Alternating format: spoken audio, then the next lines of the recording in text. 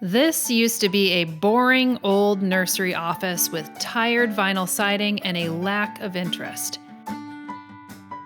But over the course of 18 months, we've worked hard on turning both the interior and the exterior into something we're really proud about.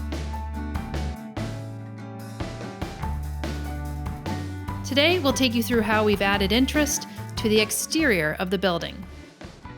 Let's talk about some of the interests that we can create on our house. So say you have a really boring structure and it looks very modern or new and doesn't really look lived in.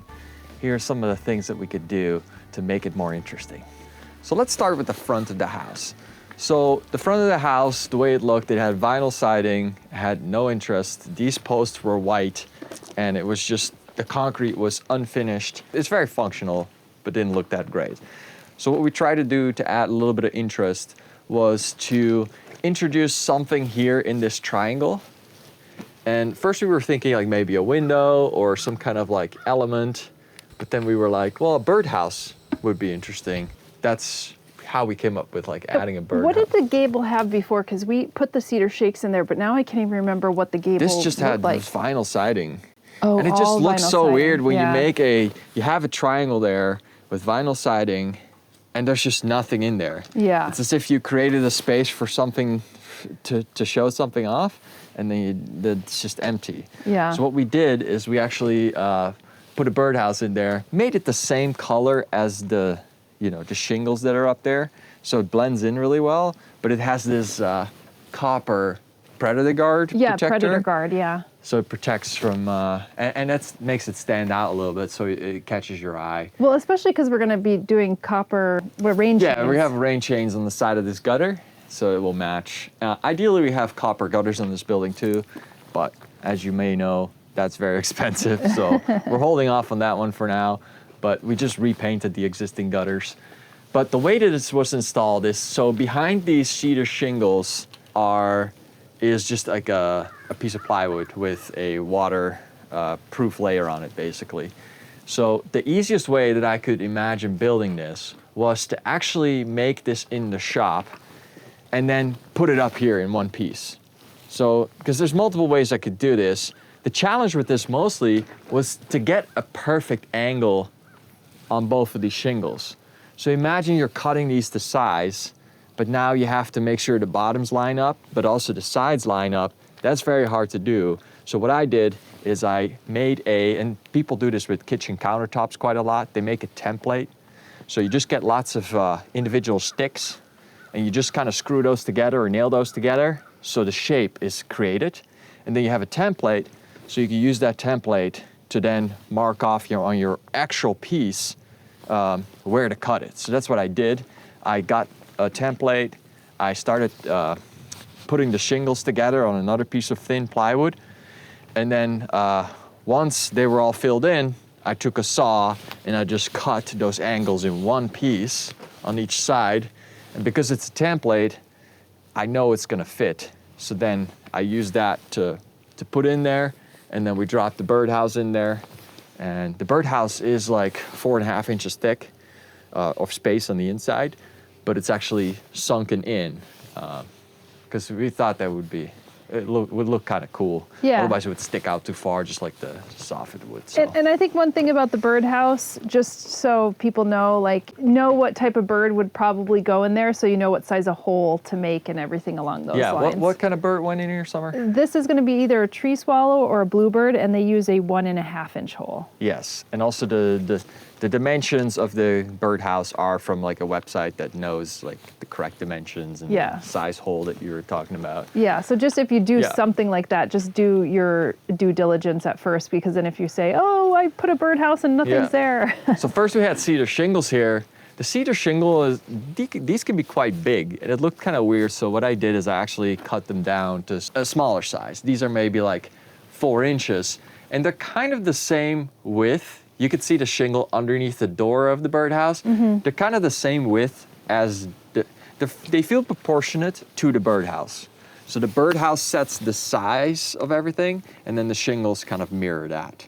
So then I sanded them and I stained them the same way as these posts. So they're kind of treated like furniture up there. They're not as rough as a normal cedar shingle would be. The next thing we did to this was we ripped this like ceiling out here because that was also vinyl soffits, I believe. And we just replaced it with pine boards and we stained them.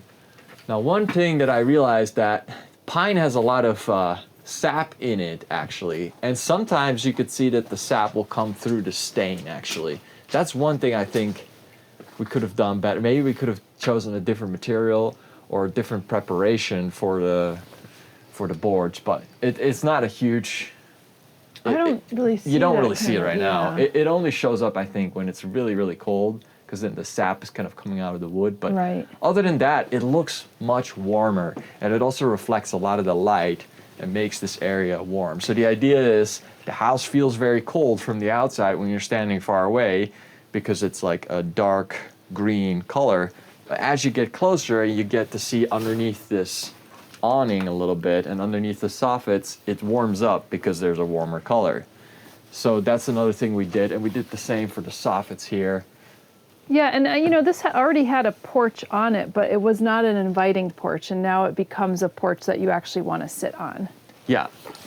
So then the other obvious aspect we did is crossbucks. We were visiting the Eco Village here in Ithaca, and some other, like even Wayne Myers Gardens, they have the same thing. They had these crossbucks installed. So one thing that was weird about the front of this design-wise, the front of this house as well, is that everything is so square down here, and then all of a sudden there's this triangle in the top. So in order to bring some of that like angle language back down to the ground, introducing some of these crossbucks was really helpful, where it has these, angled pieces. So the angle that's on the crossbuck is the same angle that's on that little triangle in the top.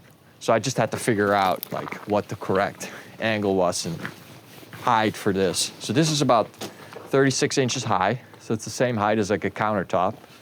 And the way it's constructed is with pressure treated wood. And I basically got wood that was really straight, ground contact quality, so it will last for a very long time. That's usually wood that's meant to be in touch with dirt, which it should never be, but they have a bit more pressure treated material in it. Then I dried it for a very long time. So I just had it stacked up, made sure it was straight, and had some weight on it so it stayed straight. So then I ended up with really nice and dry straight boards. And then I applied this Arbor Coat stain to it, which is like, I believe this is an oil stain. So the stain that's on here is really durable. Like, I think it will last a very, very long time. And the way that I stained all of these is in order to get, because you need to do 2 coats. In order to get 2 coats on them, I stained it before I put this together. So what I did is I screwed a piece of plywood in the end of each side of the board so it could actually spin. It's like one of those chicken roasts. Oh yeah, chicken roasters. Yeah, so then what you could do is you can paint the whole thing and let it dry. Right. And it's kind of just like hovering above ground. Yeah, oh, that's so ingenious. Whereas if you have to do 2 coats and you can only paint the top, then you have to essentially do 4 coats. And this takes a very long time to dry because it's oiled, so you'll be working on that for quite a while. Now the whole thing is put together in a way that it's easy to take apart. It's basically just screwed into the side here with some screws that are, they look like brass, so they blend in quite nice. And yeah, I have a slight slope on the top here so water can drain off, although it doesn't really seem to. Yeah, but it beads up because it's oil, so that's not that bad, but, yeah. Really heavy drain, like this would never be able to really cup. And that's another thing you gotta look at with these boards. They have a tendency to bend or warp. If you look at the side of a board, you could see how the growth rings go, and from that you could figure out what if it will bow like this or if it will cup like that. And you want to make sure that the round side's going to be on the top. So that's what I did for these, so that if it ever does that, it can actually bend the right way, and it never creates a bowl where water can sit in. And you mentioned that this is 36 inches, and I think one of the user experience questions that we had, I think like Joey and I both brought it up, was if you're sitting down, like if you're sat down here or if you're sat down over there, you want to make sure that you could still see. Yeah, it's a perfect height, because what I did before too is I actually clamped a top rail on the different heights.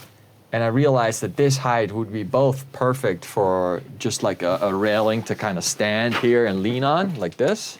See, it's kind of the perfect leaning height. Yep. It's good for putting a drink on. This was the perfect height. You could see over it, and it would work out with the correct angle that matches the angle on top of the house. So this was just, I think it's a great design. And I think it worked out really well. And it makes it feel like you're protected. That's Once you're the other sitting thing here, I was just about to say. It just adds a little bit of a border. If you're in the rocking chair, you can actually kick your feet up a little bit and push. If you have long legs. Yeah, if you have long enough legs like me. You could sit here, at some point this thing will stop rocking, so you could kind of keep your feet on this. And it's just really comfortable. Yeah. And it adds this feeling of protection. Another thing I did to make sure water doesn't get in is I made sure I stained the end grains too. And then, as you can see here in the middle, everywhere where water's potentially coming in, I put a bead of clear silicone. So same for here. Right, because the water could just sit right there. Yeah, so water never gets in. But on the bottom, I don't do it because I want water to be able to get out. So if it does get in, that's how it can get out. So same for here. On these posts, I have a little bit of a protection so it doesn't start getting between the concrete and the post to start rotting it. But these were in really good shape. There was no rot, nothing. So then for the concrete, we did a micro cement on it, which is basically a colored cement that you can basically trowel on, and then it has a sealer on it. So somebody had asked. It basically lasts. It's going to last for a very long time. Somebody asked in our last video what color micro cement you used on the outside and what color micro cement that you used on the inside on the hood vent. Yeah, so the color for this, it's a brand made by Surecrete. You'll have to see if it's available. It's not really available at like the Home Depots and the Lowe's, but you could get it if you look for it. Specialist concrete place that could sell it. This color, I believe, is desert sand, and it's a very much. It's kind of like what do you call that on the other side of the house? The vibe of it. Venetian, like a. Yeah. Oh no, like a French. Mediterranean. French Mediterranean. Yeah, it's a Mediterranean country, kind of vibe that it gives off. We tried little different limestone colors. Color. We have all these samples, so what I did is I got a bunch of drywall pieces that I had left over, cut them to the same size, and actually used all these different colors to test and try which color would be best. Because you might think you like a color until you put it down and you have the sun interact with it and the shade and the color reflection that you get off the siding, and all of a sudden it looks green or it looks different. So it's always best to get it on a board, put it in the place that you want to put it, and see which one's actually the best. And this one wasn't too colorful. It was kind of like desaturated a bit, but it still had warmth. Yeah. And there's some of the other ones. The limestone I remember was like too yellow or something. Yeah, the one I used on the hood range is actually, I think it's called Smoke. Yes, that you're right. One, when you put it outside, it has a little bit of purple in it. So a little bit of purple wouldn't necessarily work with the green and the orange. So that's why the warmth is better for this side. So that's what we did to the front, and now it looks a lot more interesting instead of, just this. And then obviously, Summer, you did a lot with the decorations that make it look nice. Yeah, just a little bit more inviting. And we're actually going to be approaching Christmas time soon, so we're going to be switching up some of the decorations. So moving on to the south side. Well, this side had this weird kink in the roof where the roof goes straight and then it goes up really steep and then it goes down on the other side. And it just looked really weird to me. On the other side, it's less weird because it's kind of hidden by a tree. But for this side, I was thinking, why not put a chimney there that's the same width as that weird steep curve in the roof? and then that way it will hide it. Yeah, and the chimney serves a purpose. I mean, we have a wood stove in there now too, Yeah, it's so a we real needed chimney, one. and it's a real, well, there's a metal pipe inside the box, but here, let's open it up so you can see. Another thing to visually make everything look correct is I made sure that the width of this is exactly 4 boards. There used to be a window here. That's how we got the pipe through the wall, but this is where the pipe comes out. And there's this little service area here where I have a screwdriver in here. Whoop, that keeps up the little gate. This way you can, you know, clean the chimney, make sure there's no creosote in there. And there's a little door here that lets airflow in from the bottom. So that, you know, a chimney, you always want to have a good draft. So inside the chimney, there's a draft because there's hot smoke going through it and it wants to go out to the outside. But in this box around the chimney, this is not insulated. This is just a, you know, a Disneyland kind of thing where it's just fake. There's no insulation in it. The insulation, this is actually the wall of our house. So once it's outside, this is technically outside, so it's non-insulated. But I want to make sure that there's a good airflow in here. So I made sure there's a little gap here on the bottom so air can get in. And then on the top, it's also kind of open. There's like a cap that protects it from water getting in. But the water could get in here, and that's fine because it has the option to dry out. It's also on the south side, so it's gonna really get baked in the sun. So I don't think this will ever see any moisture or rot or anything like that. Yeah, if this was on the north side of the house, it would be a different story. That's another thing. You'll have to look at your area, how much rainfall you get. I think we get 40% rainfall in the year, and that's not enough rainfall to really make things rot outside, apparently. Like if you go over 40%, I think you gotta be more careful. But same for the siding, we have a chimney kind of effect because the reverse board and batten creates a gap behind the siding that allows airflow to come in here on the bottom. There's a little bug screen here with the tiny holes. It's like a little perforated plastic. And there's also a gap there on the top. So behind this siding board, you have airflow. And that's very important because if the siding gets hot, like very hot in the sun here, and there's like a different temperature on the other side, you're gonna get all kinds of issues with the board warping and stuff. So the board is also stained on both sides. That way it helps with making it more stable.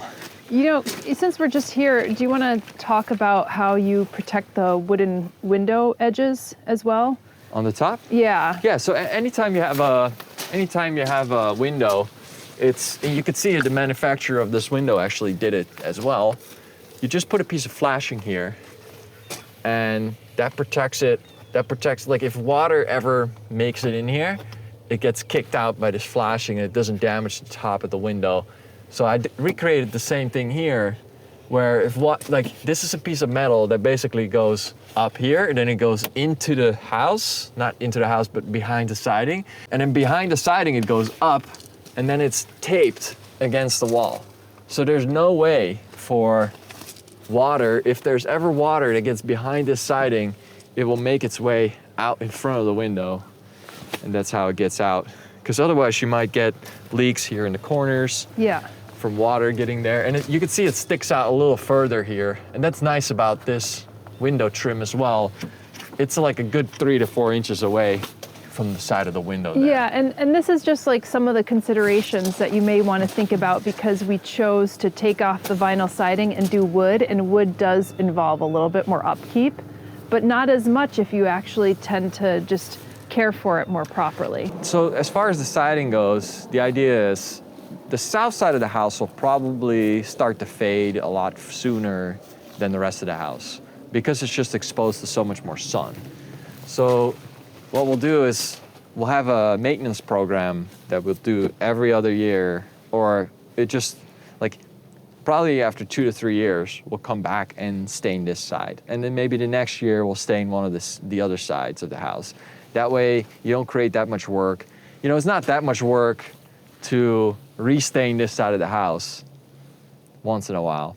versus like doing the entire house is a lot more work. Yeah, so and we're breaking up basically the maintenance for the house. We still actually haven't even done the touch-ups on this house yet. So I think we just, are basically trying to wrap up some of the renovations. We still have to install the awning and the copper rain chains and things like that. But then I think come the spring, we'll at least start doing like the touch-ups with the paints. We're getting off track as far as interest to the house.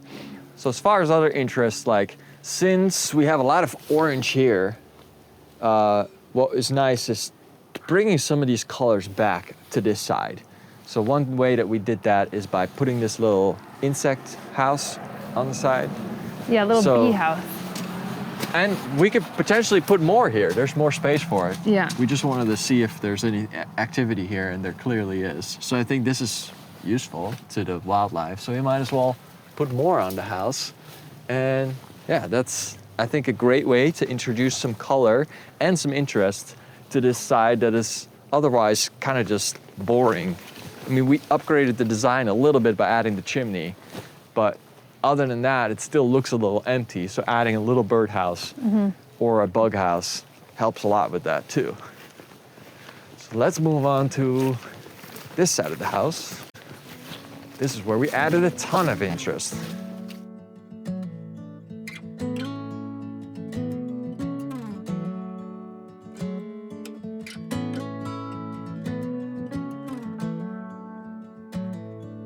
So this side of the house, we added a lot of stuff to it because it's basically our back porch. The first thing we did is we actually made the back porch.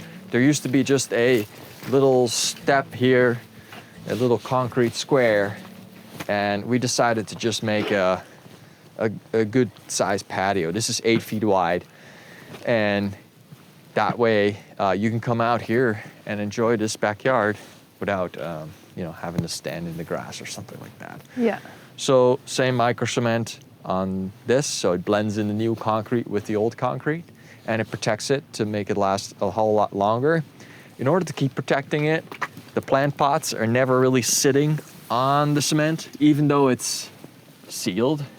You don't want just water sitting in this very narrow space between the plant pot and the concrete. So we got these little feet that the plant pots sit on. So when you water them and the water comes out of the bottom of it, it has a really easy time to drain off and airflow can get underneath. And the micro cement is somewhat waterproof, right? Well, the micro cement is not. It's cement, so it's porous. Okay. But once you put the sealer on it, that's when it gets airproof. Because it kind of beads up on it. Yeah, and the sealer is what really protects the concrete. The sealer is what wears off over time. And you could come back and add another coat of sealer. So the idea is, as far as a maintenance perspective, you could just keep adding layers. You just got to really clean it well. I'm not sure what the procedure is for adding another coat, but I believe you can keep adding seal coats. And there's like 2 coats on here already, so that will last a long time. Then the other thing we did is we added... Well, the trellis system. Let's first talk about the trellis and the garden bed. So there used to be a bigger window here, a window that was the size of that one over there. So we swapped, this small window used to be on that side of the house, and we swapped those 2 around for a couple reasons. Now this small window can be in the shower, and this larger window, you don't have the large window towards the road, which is looking straight into the bathroom. Right. Now it's more private because you have all these trees and foliage here. And it's great because if you're in the bathroom, you're looking at all these beautiful trees instead of looking at the road. So the smaller window allowed us to actually create a better design as far as framing a garden bed right in front of it. And this is about 18 inches wide, I believe. And I don't know how long, probably a couple feet. The window sits in the middle, and we have these trellises on each side so that there's plants that are able to grow up on it. You can see Summer needs to do a little better job with the gardening here. It's November. Oh, it's Are you November. kidding? It's not growing. Okay. So then just made this trellis really out of leftover wood from these battens here. So the battens, I cut them straight through the middle. So I have two strips of wood. And this is all hemlock, and I stained it with the same stain. So this should last a very long time as well. And we found these really cool brackets that keep it off the wall so that in the future, if we wanted to stay in the house one more time, we could just take the trellis off the wall, potentially with the plant attached to it. And that way you don't have like plants growing on your house, attaching themselves to the house, and then it's starting to rot and all that stuff. Yeah, especially if you have wood, it's going to be a harder time for you to actually refinish the wood siding if you allow your plants to grow up on your wall. The idea kind of goes for, like, even this garden bed, the way I added this thing here, the screws are exposed. If this ever needs to be replaced, pop the screws out, put a new frame on it, and you're done. Here's an example of like the way that the pine stains. This is what pine does. So this is actually a solid paint, but somehow the sap from the pine that's in the knots comes through. And you can see it on the door as well. Can you? I think. Yeah. Blocking it. So I actually repainted over this again too, but it's still coming through. Yeah. So if you don't like the... Can you move out of the way? You're Oh, the blocking light. the light, yeah. There you go. If you don't like that, I it's think it's something to pay attention to. Yeah, You might wanna maybe use not hemlock use instead. pine, use hemlock or Yeah, something 'cause else. hemlock does it a little bit. It's a little rusty looking, but that's fine with us because the rust looks similar to the copper and bronze. This is more or like a copper cottage and house. We brass. actually embrace the look of the copper and brass. So small detail, you have the plumbing pipe sticking out of the roof. That's usually the vent pipe. It allows air to come into the plumbing system. So when you flush a toilet and all that water goes down a pipe, it doesn't create a vacuum. There's actually air traveling behind it in order to make sure that that water can flow through the septic. So that's usually a giant ugly pipe. It has to be a 3-inch pipe so that there's no issues with condensation and stuff like that. So there's usually a big fat pipe coming out of your roof. We painted it brown just to kind of hide it with the rest of the roof. Yeah. The roof is still in good shape, but eventually, I think 5 years or 10 years down the line, we probably want to go with something like terracotta on this that will last a really long time, and it will look really interesting as well. And luckily, that's probably a more expensive roofing material, but this is a very small roof compared It's to such a small some, house that yeah. it makes it more appealing to do it. Yeah. Because this roof only lasts 30 years. You want a roof that lasts longer than that. Yeah, and we want to stop using like the vinyl, or not the vinyl, the Well, this is terrible. the- Environmentally, roofing products are asphalt terrible. is what I'm looking for. It's yeah. basically asphalt mixed with all kinds of resources like sand, grains, like stones. We had a friend of a friend come over here You who's can't recycle it. It's trash. You we gotta had put it in the landfill. We had a friend of a friend who came over here, and he's Swedish, and he told his mother, he lives in the US, and he's told his mother, oh, I have to replace my roof. And she's like, what do you mean? Because in Sweden, they use all the terracotta roofs, and they never have to replace them. Yeah. Didn't know what he was You talking don't about. necessarily. It's kind of ridiculous that we have to replace our roof so many times here in the US. Why not put a better product on there? It might cost a little more, but then it will last so much longer. So that's what we plan to do with the roof, but for now it's fine. It will have a couple more years. And then- why throw this in the trash if it has 5 to 10 more years We left? are planning on having an awning. It should come in the next week or so. So once another we have that, we'll interest- show it to you. Another way to create interest here is to have a little awning, because you want to ideally keep water away from the door. So having an awning here is a good idea. The tricky thing with putting an awning underneath this door is that the door is so close to the soffit. There's almost, if you wanted to make like a triangle here with an extended roof, it's very hard because you'll have a very low slope on that. So you can't really create an awning like this, because that would look kind of weird to have this straight line here, and then all of a sudden there's another one of those triangles, but then the triangle lives underneath the gutter and this. So the only awning that looked good to us was this design that's basically like a copper, and it's kind of like a skateboard ramp. Yeah, it looks like a Bourbon Street kind of awning. And it has these brackets that go back to the house, and it looks delicate, and it looks thin enough to make sure that it doesn't interfere with the rest of the look of the house as much. And then obviously all the plants and decorations. I extended the concrete out just enough to make sure there's a plant pot that can comfortably sit here on each side of the door, so you have kind of like you know, the two lions when you come into the driveway, you know, some of those big estates or whatever. Well, don't tell them because I have 2 more planters coming in this week.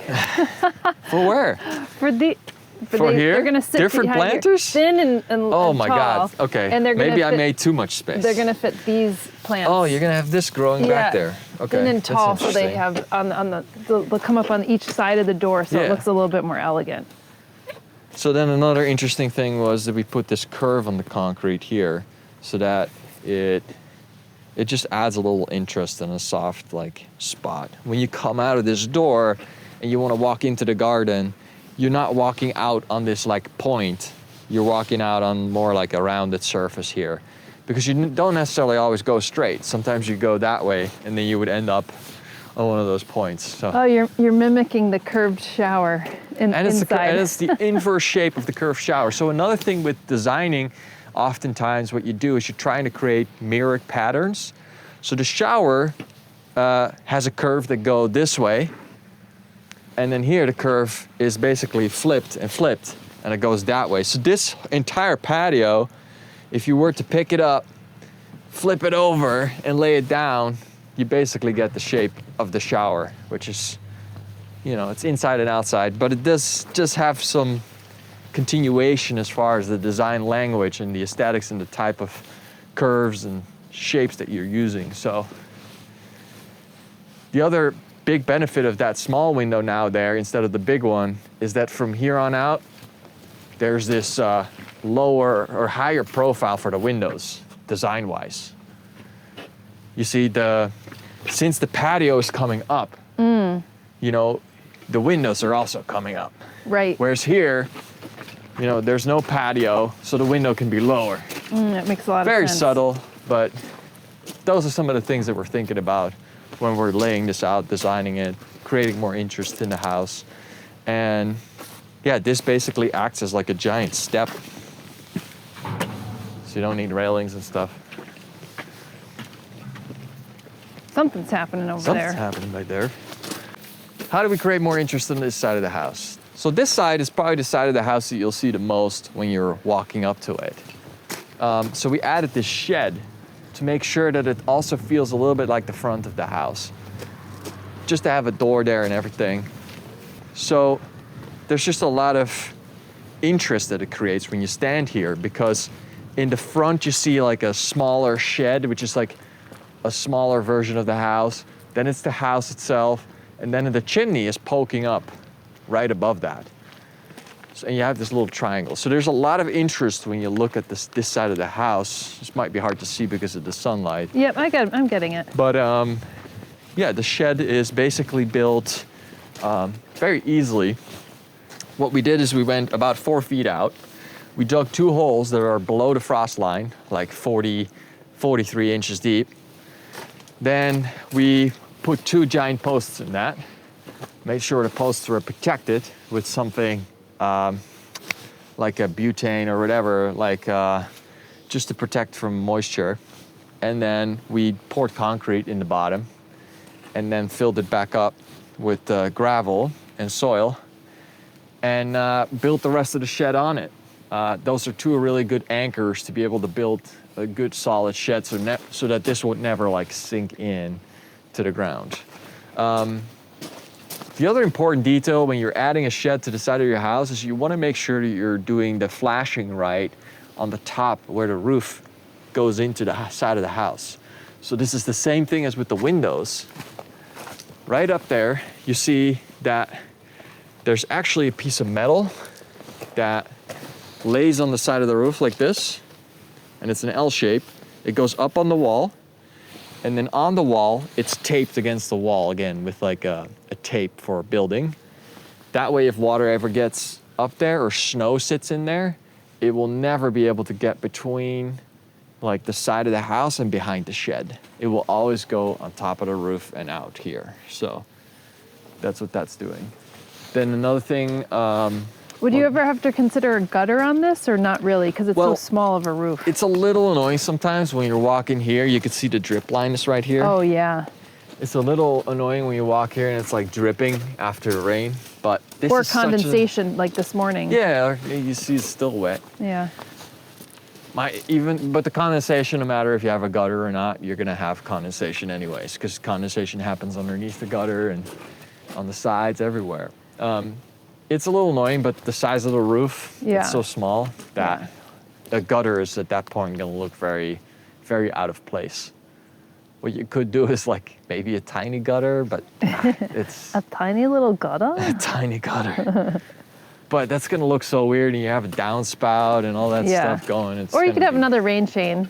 Yeah. At this point, what we want to do is we want to make sure that the water you're keeping the water away from the building, and that's what we're doing here. We have enough of an overhang here for this door not to get super wet. So that's the idea, and I think we're achieving that. So that's another way to add interest is by having these shelves. So instead of making this just a solid wall, let's make it more functional. The door is going to be inset anyways. The door is not going to be on the edge. So we have all this space here. Let's actually make some shelves. And the way these are built is, obviously these get wet because they're exposed to the elements.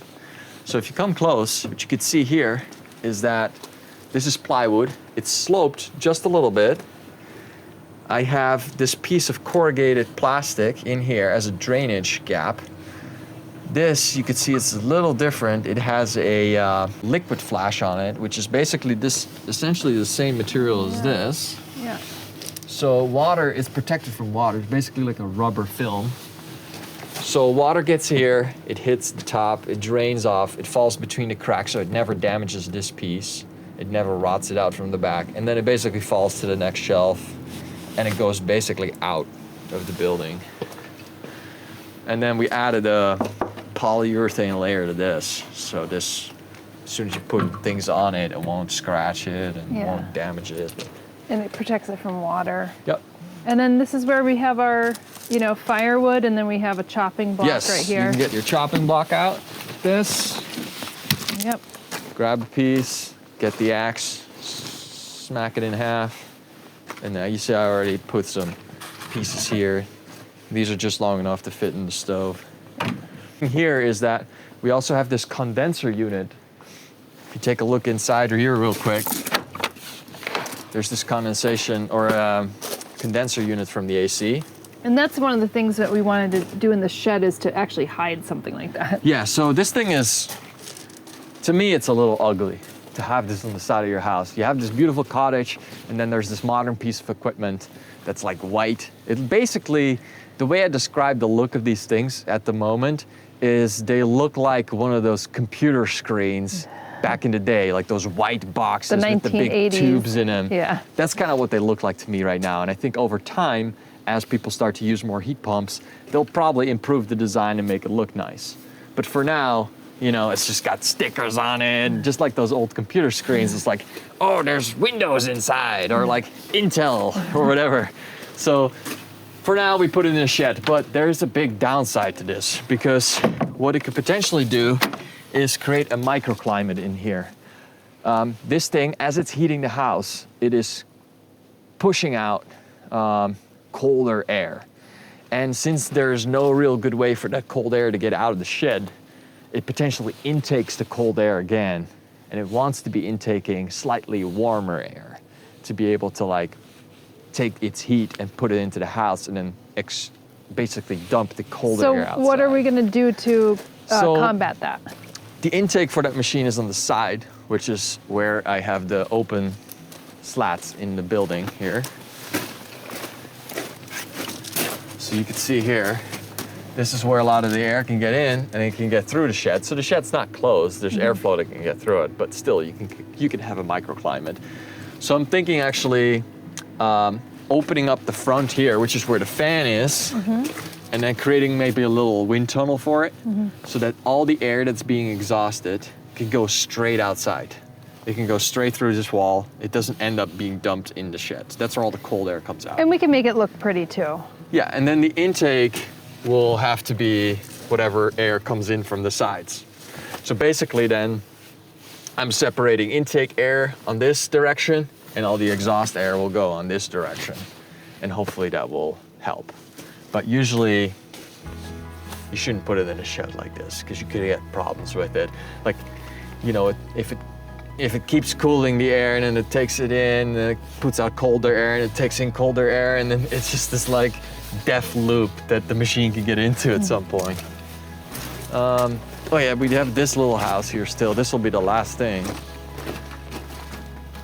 This is like a little electric sub panel that is the electric before it goes to the house. And this is a perfect, it's super ugly of course right here, but what we're gonna do is put a little shed around this. I'm basically gonna use these 2 posts as my frame for the entire shed will be supported on these little posts that are sticking out. Maybe I'll put more posts in, but. And we could probably put another birdhouse or something like that in it or on it. Sure, if you want that right near the watering thing. But this shed should be so small that it theoretically could hang off these 2 posts. Yeah. And on the back of that will be this electric panel that will be hidden behind a little door. And that will just blend it in quite nicely. And give it some purpose. Give it some purpose right here. So that's how we've added interest to this house based on what we like. And it might give you some ideas on what to do for your own place. We'll be sharing more about our building design and renovation here at Flock, particularly as we get started on our next structure. Thanks for all of your support and to the folks who subscribe and even tip the channel. 10% of our Google AdSense revenue is actually reinvested into community projects here in the Finger Lakes, and that's matched by our partners over at Espoma Organic. So your support really does go a long way. Thank you again for taking the time, and we'll see you in the next video.